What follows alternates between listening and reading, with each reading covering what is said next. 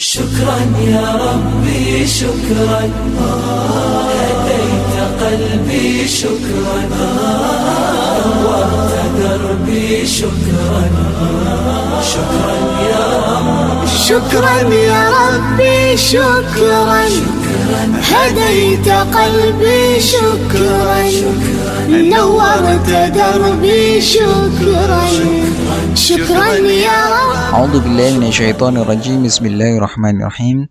Assalamualaikum warahmatullahi wabarakatuh. Bismillah, alhamdulillah, wassalatu wassalamu ala rasulillah wa ala alihi wa sahbihi wa man wala, amma ba'du. Ayyuhat talaba azanillahu wa iyyakum. Qabla bidayati liqa'ina al-yawm, nas'alullah li wa lakum khaira wal afiyah inma kuntum insyaallah fi himmayatillah jami'an. Fi hadhihi al-hissa naltaqi ma'ana bimadati al-fiqh. وموضوعنا اليوم عن المرأة تخالف الرجل في 5 أشياء. Pada pertemuan materi fikih di kali ini kita akan bahas tentang perempuan berbeda dengan laki-laki dalam 5 hal. Kita masuk ke laki-laki terlebih dahulu. Adapun laki-laki yujafi mirfaqi an janbayhi, merenggangkan kedua sikunya dari kedua lambungnya. Yang direnggangkan kedua sikunya. Ini ketika sujud. Ketika sujud. Dan dalam riwayat Imam Bukhari dan Muslim dari Abdullah ibnu Malik ibnu Buhainah radhiyallahu anhu, bahwasanya Nabi Shallallahu alaihi wasallam jika ia melaksanakan sholat, ia merenggangkan kedua tangannya sampai nampak hatta yabdua bayadul ibtaihi, nampak putihnya ketiaknya. Wa inda Abi Dawud wa Tirmidzi, dari Abi Dawud dan Tirmidzi dari Abi Humaid radhiyallahu anhu, naha yadayhi an janbayhi, artinya meletakkan di samping lambungnya kedua tangannya itu. Jadi kedua tangannya itu diletakkan di samping perutnya atau lambungnya. Wa wada'a kaffaihi khadwai mankibaihi, dan ia meletakkan telapak tangannya itu di depan bahu atau pundaknya. Berikutnya yang kedua adalah yuqillu batnahu an fakhidaihi fi ruku'i was sujud.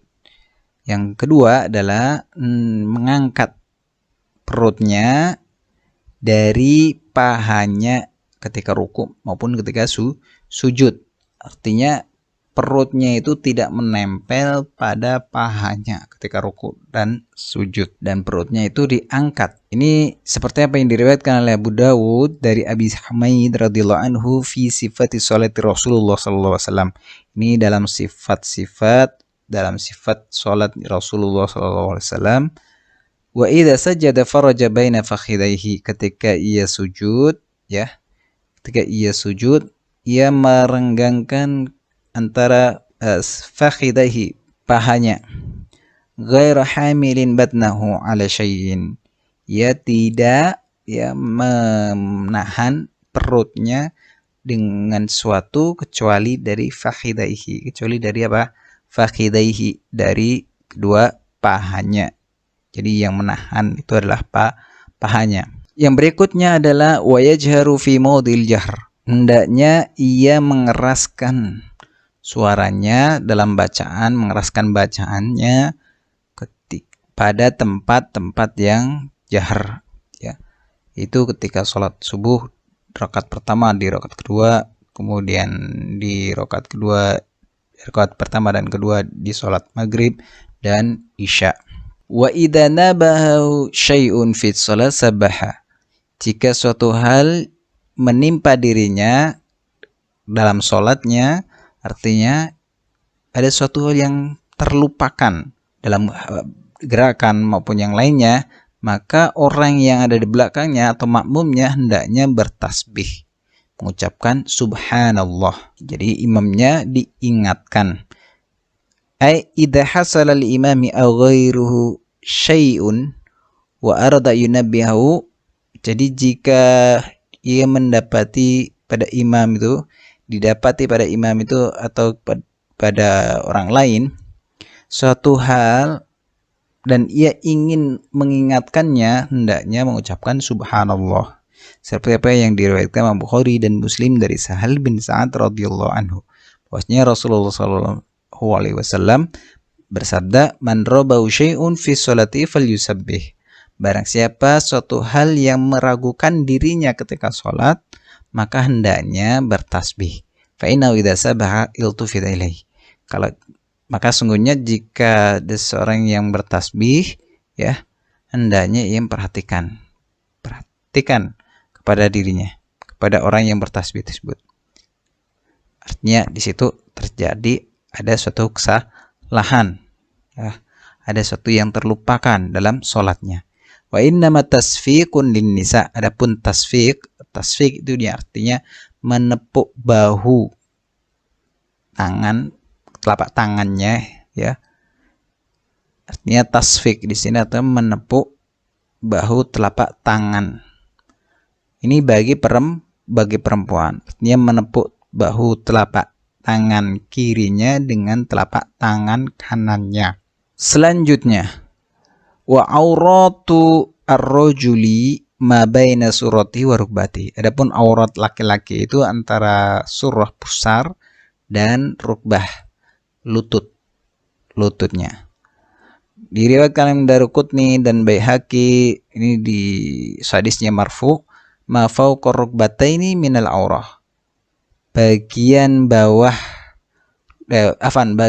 atas lutut kaki itu termasuk aurat, dan bagian bawah dari pusar itu termasuk aurat. Dan diriwayatkan Imam Bukhari dari Jabir radhiyallahu anhu bahwasanya Nabi Shallallahu alaihi wasallam pernah melaksanakan sholat dengan satu pakaian. Qala ra'aitu Nabi sallallahu alaihi wasallam yusalli fi thawbin wahidin fi riwayah. Dikatakan, aku pernah melihat Nabi sallallahu alaihi wasallam melaksanakan sholat dengan hanya menggunakan satu kain, pakaian. Dan dalam riwayat yang lain, shalla Jabir, sahabat Jabir pernah melaksanakan sholat hanya menggunakan izar. Ya, izar di sini sarung. Dan ia mengikatnya di arah belakang, ya. Mengingatnya pada bagian belakang. Ini. Dan rata-rata izar di sini adalah sarung, di sini adalah kain yang menutupi bagian tengah badan, ya, antara surah dan rukbah, antara pusar dan lutut. Wal mar'atu, sekarang mar'ah, perempuan. Adapun perempuan tadumu ba'daha ila ba'din. Adapun perempuan ini merapatkan sebagian tubuhnya pada sebagian yang lain. Maksudnya di sini adalah merapatkan kedua sikunya pada kedua lambungnya dan perutnya pada kedua pahanya. Ini di waktu ruku maupun ketika sujud. Diriwayatkan Imam Baihaqi bahwasanya Nabi Shallallahu alaihi wasallam pernah melintasi dua orang perempuan yang sedang sholat.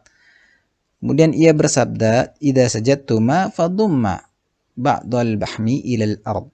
Jika kalian itu sujud, ya kalian berdua sujud, maka hendaknya merapatkan bagian yang lain ke bagian yang lain ke ilal ardi, ke tanah. Artinya ke tanah atau ke lantainya. Fa innal mar'ata laysat fi dzalika karrajul. Maka sungguhnya perempuan itu tidak sama seperti laki-laki. Ini. Berikutnya adalah wa tafidu sautaha bi hadratir rijalil ajanib. Maka hendaknya untuk perempuan merendahkan, ya, memelankan suaranya, ya, ketika sholat, ya, ketika sholat itu apabila di dekatnya itu laki-laki yang bukan mahramnya,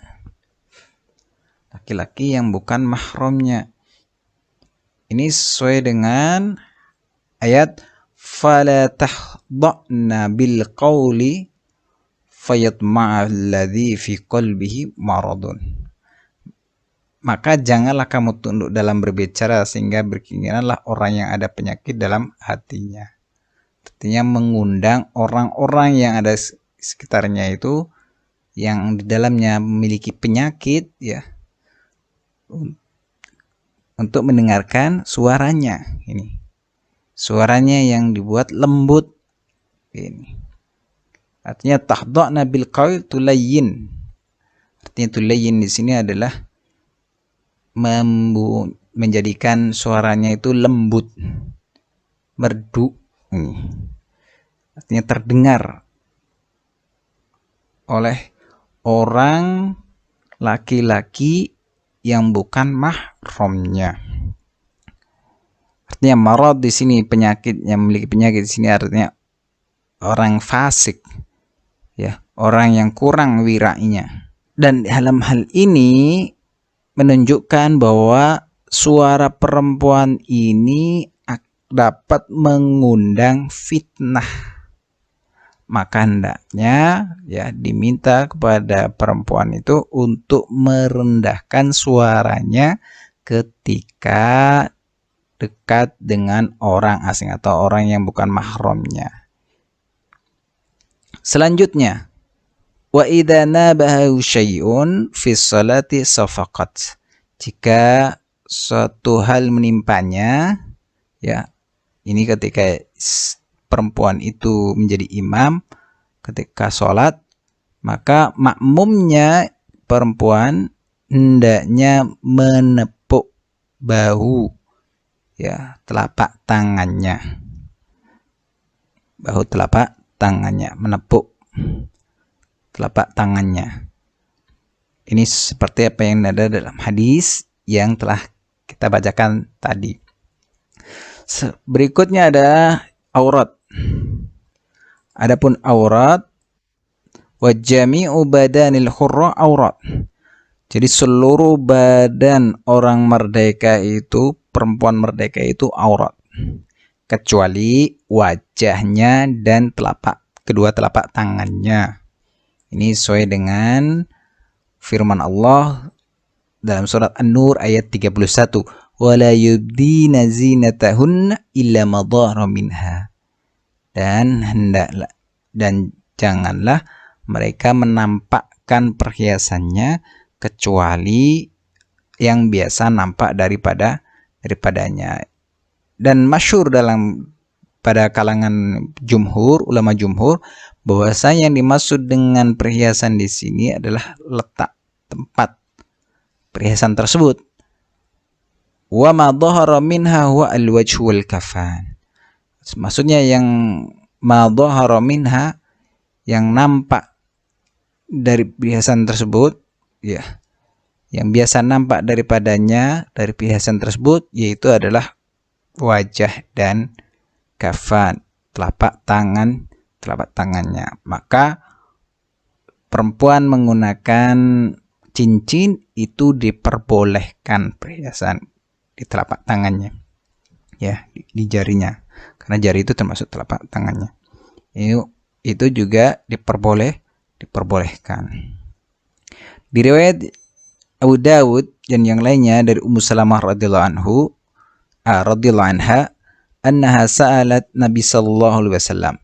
Jadi Ummu Salamah bertanya kepada Nabi sallallahu alaihi wasallam, at-tusallil mar'atu fi dir'in wa khimarin wa laysa 'alaiha izar? Bolehkah perempuan itu melaksanakan sholat, ya, fi dir'in, dengan menggunakan pakaian yang menutup tubuhnya, himarin, himar itu adalah penutup wajah, yang menutupi wajahnya, yang menutupi bagian kepalanya, walaysa 'alaiha izar, dan ia tidak memiliki izar, sarung, artinya tidak menggunakan sarung. Qala idza kana dir'u sabiqan yughatti dhuhura qadamaiha. Kemudian Rasulullah bersabda, ya, jika pakaian tersebut itu panjang, menutup seluruh bagian yang nampak dari kedua kakinya, itu boleh. Wal amatu karrajuli. Adapun amah, budak, itu seperti laki-laki ketika dalam sholat. Dalam menutup aurat, budak perempuan itu seperti laki-laki. Adapun di luar sholat, ya, adapun di luar sholat, maka seperti perempuan hurrah. Perempuan apa? Yang merdeka. Ini 5 hal yang membedakan antara laki-laki dan perempuan. Berikutnya fasal tentang hal-hal yang membatalkan sholat. Hal-hal yang membatalkan sholat di sini ada 11 hal. Yang pertama, kalamul amdu. Yang pertama adalah berbicara dengan sengaja. Ini kama qala Rasulullah SAW dalam riwayat Bukhari dan Muslim. An Zaid ibn Arqam radhiyallahu anhu berkata, kunna natakallamu fi shalah. Kami biasa melakukan ngobrol, ya, artinya berbincang-bincang ketika sholat. Yukallimu ahaduna akhahu fi hajatihi. Kemudian, ya, kita membicarakan, ya, salah satu seorang di antara kami, di antara kita itu bicara dengan saudaranya tentang suatu keperluan dirinya, sampai turunlah ayat hafidu ala salawati wa salatil wusta wa qumu lillahi qanitin. Jagalah salatmu, jagalah atas salat dan salat yang ada di tengah, salat wusta, salatul wusta. Ini di sini adalah salatul asr. Wa qumu lillahi qanitin. Maka hendaknya kalian itu melaksanakan salat untuk Allah dalam keadaan qanitin. Yang disebut qanitin dalam keadaan khusyuk, khudu. Ini. Fa amirna bisuku. Kemudian kami diperintahkan untuk diam ketika sholat. Dan di riwayat Muslim dan yang lainnya dari Muawiyah al-Hakam as-Silmi radhiyallahu anhu an Rasulillah sallallahu alaihi wasallam qala inna hadhihi salat la yasluhu fiha syai'un min kalamin nas. Sungguhnya ini salat tidak baik daripada salat tersebut suatu hal dari ucapan-ucapan manusia. Innama huwa tasbih wa takbir wa qiraatul Quran. Adapun dalam salat ini itu hanya tasbih, ya, berisi tasbih dan takbir dan bacaan-bacaan Al-Quran. Berikutnya adalah al-amalul katsir, artinya melakukan gerakan yang banyak. Di sini dalam hal ini lebih dari 3 gerakan besar dan bukan merupakan amalan sholat. Jadi bukan dari amalan sholat. Jadi di luar amalan sholat. Ini. Li'annahu yutanafi ma'an nidhami sholat. Karena ini gerakan-gerakan tersebut bertentangan dengan aturan sholat. Ini. Jadi itu menjadikan batal. Yang berikutnya, yang ketiga adalah hadas. Berhadas. Artinya ia berhadas disebabkan karena kentut atau karena kencing atau karena pup. Ini namanya berhadas. Yang keempat, ukhdusun najasah. Ya. Kejatuhan najis. Ya. Artinya tertimpa najis. Ini juga membatalkan sholatnya. Wa inkisyaful aurah. Yang berikutnya adalah inkisyaful aurah. Nampak, ya, auratnya, terbuka auratnya. Maka dalam hal ini pun sama, dapat membatalkan sholatnya. Artinya ketika sarungnya itu jatuh kemudian diambil oleh temannya sehingga nampak auratnya, maka sholatnya itu batal. Yang berikutnya taghyirun niyah, itu merubah niat.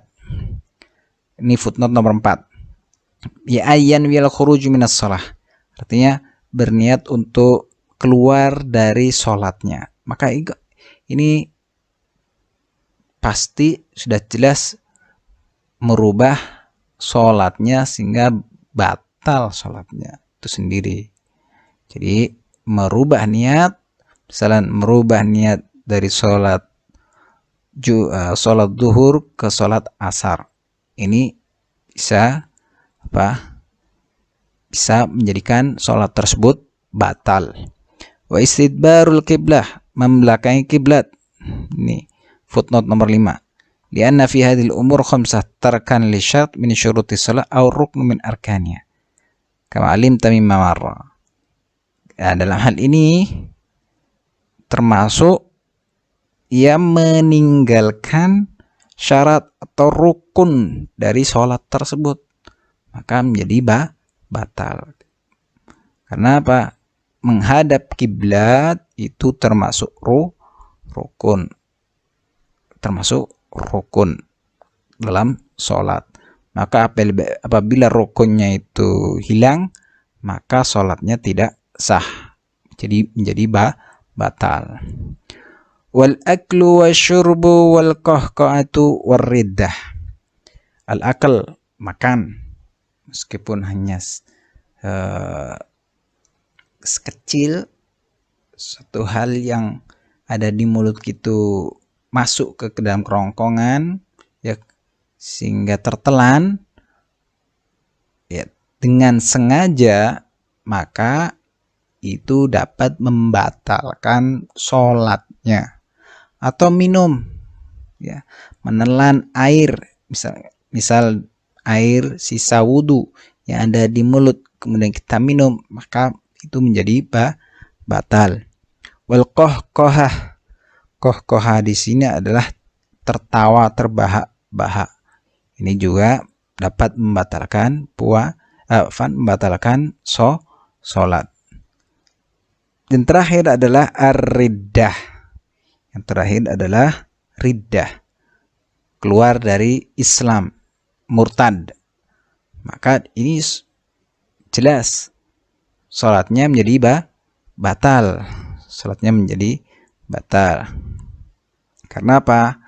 Karena ini bertentangan atau menghilangkan suatu hal yang berkaitan dengan hayatis sholat dan syarat-syaratnya. Bagian dari sholat dan syarat-syaratnya. Ini yang dapat kita sampaikan pada pertemuan kali ini. Aku qouli hadza wa astaghfirullahi wa lakum. Wassalamualaikum warahmatullahi wabarakatuh.